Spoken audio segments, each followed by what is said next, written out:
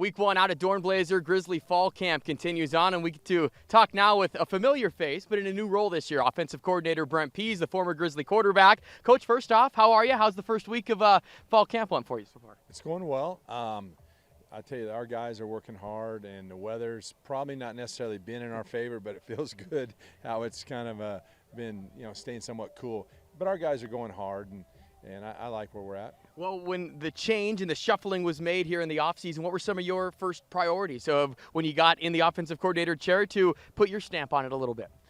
Yeah, I think there's a little difference. I mean, I think we still have a good foundation of what we had, but the guys know me a little bit different. I have probably a different little bit approach. They know when I'm joking, when I'm fun, when I'm serious. And really, when you narrow it down to the room itself, the quarterback room and the receiver room where I left and where I went to, there was a little bit of change in, I think, meeting in the sense that they need to understand what I'm trying to get out of them in the meeting, their input in a meeting, and their accountability in this whole deal. Well, there's been healthy chatter throughout the first week here of fall camp, that's for sure. When you talk about the quarterback room right now, everyone's curious about it, but a healthy competition so far. What are you looking to see from those guys as you progress eventually towards September? I think when you look at it, the first thing you say is competition. I don't necessarily believe that's what was there in the past. That's not what we're talking about. But, there is now with Chris, with Clifton, and with Sam. I think Caden's got some development still to do.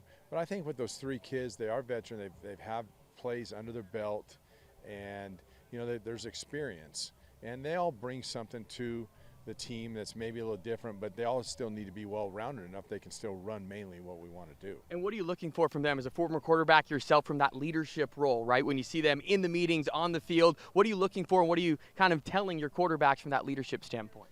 First, they need to be accountable to everything that they do. They need to know the offense. Knowledge gets them reps. If they do not know the offense and know how to talk me through it, or help a teammate in some way, and be the commander on the field, they can't be out there. But they've taken those steps to do that. Secondly, they got to make plays and take care of the football.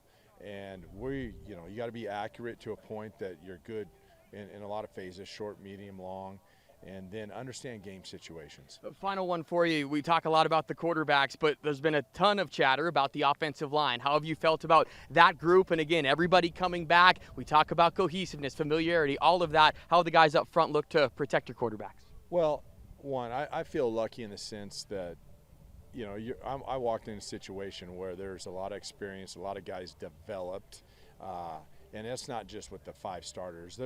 We could almost use the other 5 guys behind them. And so Coach German and Coach Finnessy have done a great job at getting those guys. And that's where it really starts, which has really been the wall of what this place has been like when I was here before. Great offensive line. So I do think with those guys, that's somebody we can lay, the responsibility on to kind of establish what we need to going into a game. Well, certainly the offense has put on a show here in week 1. We'll have plenty from Dornblazer here throughout the next couple of weeks.